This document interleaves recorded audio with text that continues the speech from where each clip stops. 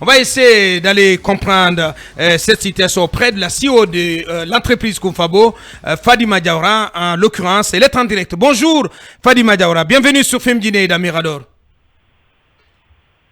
Bonjour. Merci. Bonjour Abakar, bonjour à tous vos auditeurs. Bien, merci d'avoir accepté de répondre à nos questions ce matin. D'abord, d'un mot, rappelez-nous ce qu'il s'est passé.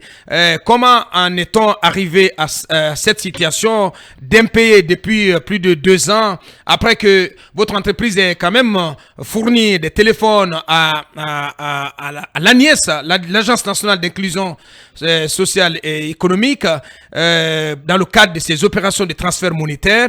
Racontez-nous la genèse de cette affaire. Qu'est-ce qu'il s'est passé et comment, depuis 2 ans, vous courez derrière ce paiement et que vous n'obtenez toujours pas? D'accord. Alors, je vous explique depuis le début.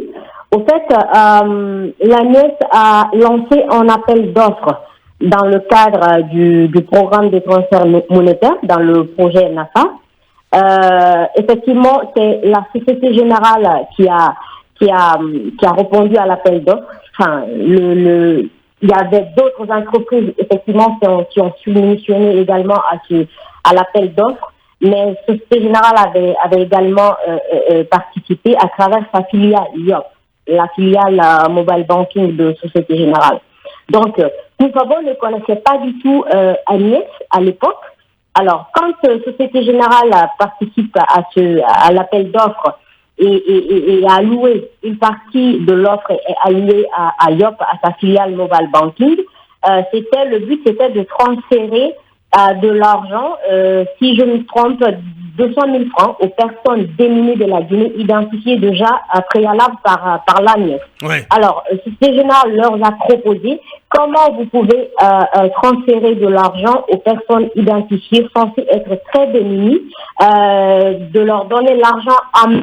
Ce serait mieux de mettre en pack sur les 200 000 francs en téléphone, même si c'est un smartphone, c'est-à-dire un téléphone basique, qui puisse être en véhicule de traçabilité de ces octrois de 200 000 francs aux personnes démunies. Oui. Alors, c'était une proposition de la Société Générale. Donc, Société Générale dit, nous, on a un partenaire qui s'appelle Koufabo, qui est une start-up guinéenne, qu'on a financé en 2020, qui fabrique des téléphones, qui est très sérieuse et qui fabrique des téléphones au nom de l'Union européenne. Donc, nous vous proposons cette start-up pour pouvoir fabriquer des téléphones afin de subventionner aux personnes démunies. Alors, c'était une proposition de la Société Générale. Donc, oui. l'ANIES valide cette proposition Oui. et fait valider également la proposition par la Banque mondiale. Donc, parce qu'il faut signaler que comme l'ANIES est financée par la Banque mondiale, une partie de la Banque mondiale. Donc, c'est validé par la Banque mondiale, c'est validé par l'ANIES. Il y a l'ANIES qui teste nos téléphones, qui a validé, qui nous a donné des spécifications auxquelles nous avons produit des téléphones aux spécifications que l'ANIES nous a fournies. Ouais. Ils ont validé, ils ont tout fait. Et là, on a un bon de commande de l'ANIES. C'est vrai, j'ai lu hier un communiqué qui dit qu'on n'a pas, comme on n'a pas de contrat avec l'ANIES, mais ce qu'ils oublient à dire dans le communiqué, c'est qu'on a un accord tripartite qui a été signé par Société Générale, par l'ANIES, par Koufabo, par Orange, dans le cadre de ce projet, de l'exécution de ce projet qui n'est pas évoqué dans ce communiqué. Je pense que ce communiqué, c'est vraiment une façon de manipuler l'opinion publique. Voilà. Donc, ouais. On exécute ce contrat. On ouais. a un bon de commande de l'ANIES. Un bon de commande de l'ANIES. Exactement. Un bon de commande de l'ANIES pour produire 40 000 téléphones. Les téléphones ont été produits aux spécifications techniques que l'ANIES nous a imposées. Donc, on a livré le téléphone, tout est OK.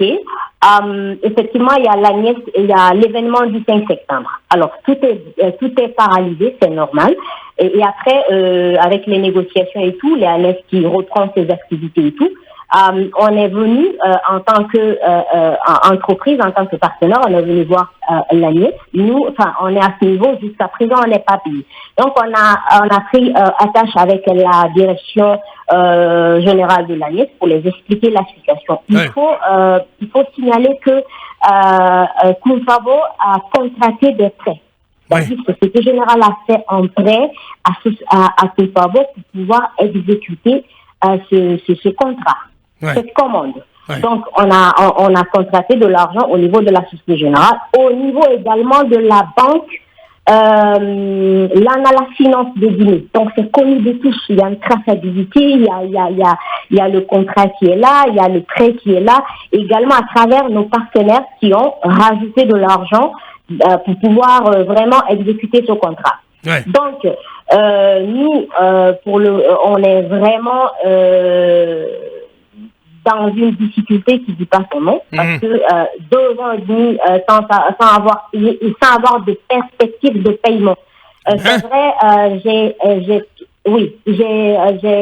à travers nos connaissances en commun, j'ai fait beaucoup de tractations au niveau de la direction générale de l'ANIES pour les expliquer la situation de Koumfabo, les interpeller. Également, à travers mon avocat, nous avons interpellé toutes les autorités. On a fait une lettre adressée au cabinet du Premier ministre, adressée au ministre de l'Antique, adressée au ministre des PME, adressée à la présidence, adressée également au secrétariat général du gouvernement. Toutes les autorités qui pouvaient être liées de loin ou de près à cette opération, on leur a interpellé de la situation de Koumfabo. Donc tout le monde est au courant. Rien ne bouge. Au niveau de l'ANIES, nous n'avons pas de retour, on n'a pas d'explication, il n'y a pas de visibilité, personne ne sait où le dossier bloque. Alors, Fadima, oui, Fadima, oui.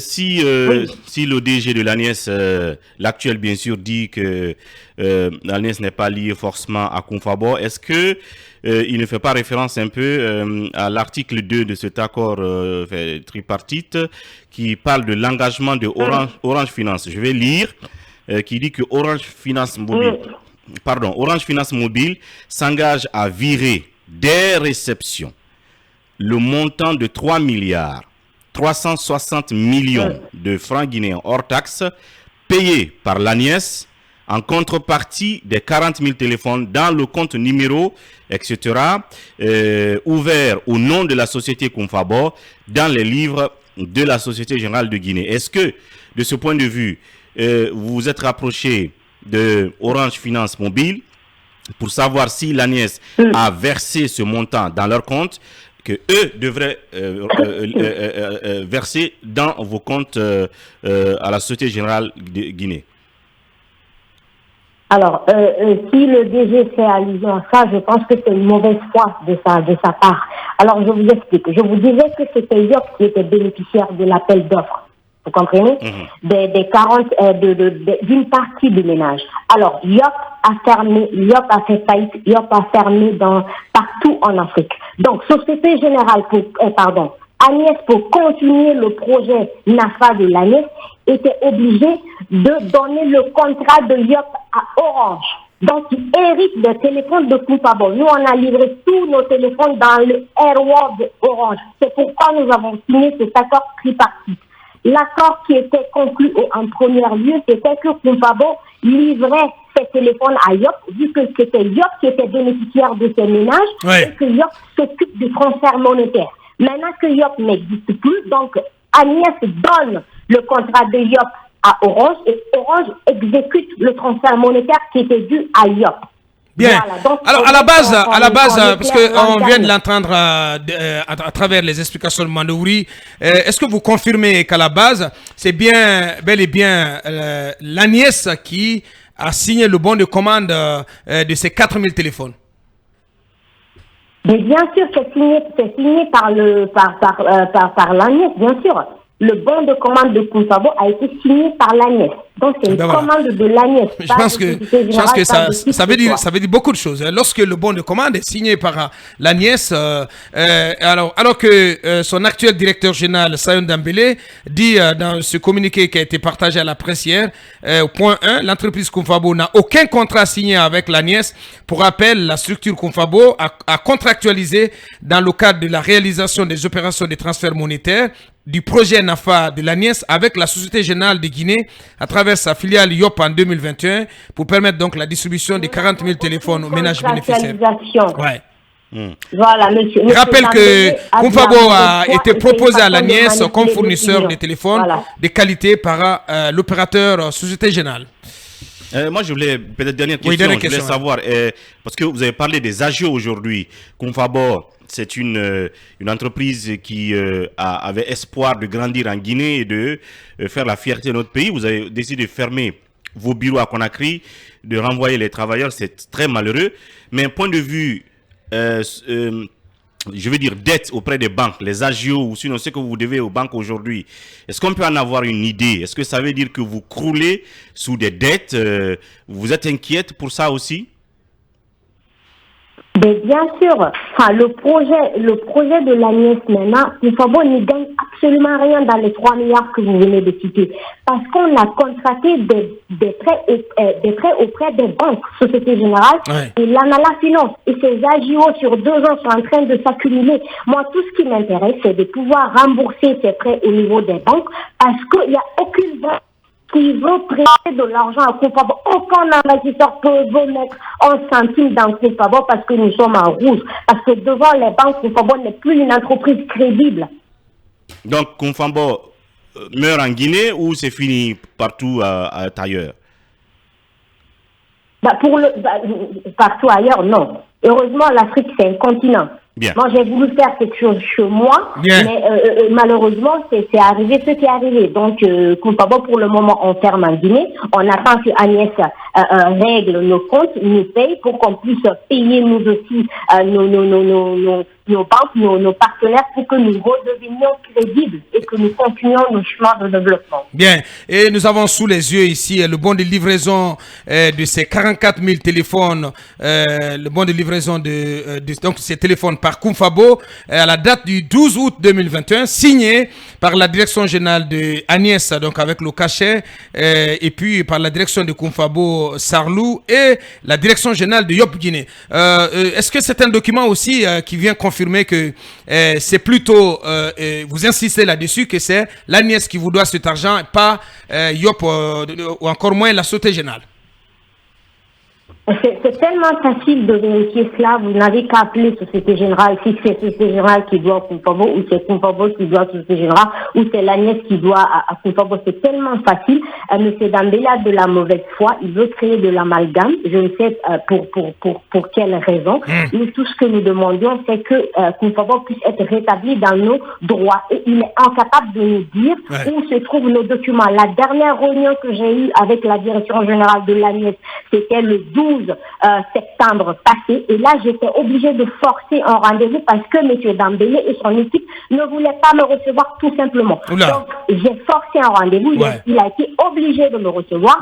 Ils m'ont dit avec sa DGA, ils ne savent pas où se trouve le document de Koumfabo. Alors ils étaient obligés d'appeler devant moi leur responsable financier. Ils l'ont mis sur haut-parleur, j'étais assise dans son bureau, il a demandé où se trouve le document de Koumfabo. Alors là c'était le 12 septembre. Le monsieur le reste lui dit, on a déposé le document de Koumfabo au ministère des Finances. Alors le ministre doit signer le contrat tripartite qui lie Koumfabo Orange, Koumfabo Orange, Société Générale et Agnès pour que nous puissions exécuter l'ordre de paiement à la BCRG. Et c'était ce qui était fait. Je lui ai dit, M. Dambélé, s'il vous plaît, donnez-moi l'ordre de transmission qui a été amené au ministère des Finances pour que je puisse voir une traçabilité sur le document. Jusqu'à maintenant, ça fait un mois, il m'a jamais répondu, c'est resté silence radio. Je l'ai relancé pour lui dire, M. Dambélé, nous allons fermer l'entreprise. Dites-nous quelque chose, même en petit Yako, le monsieur ne l'a pas dit. C'est resté lettre morte. Alors, s'il faut être sorti pour dire que je viens pour salir des personnes ou je viens pour salir l'Agnès, moi, je n'ai aucun intérêt. Bien. Allez, la liaison qui est coupée avec Fadima Diawara, CEO de l'entreprise Koufabo, très très remontée ce matin.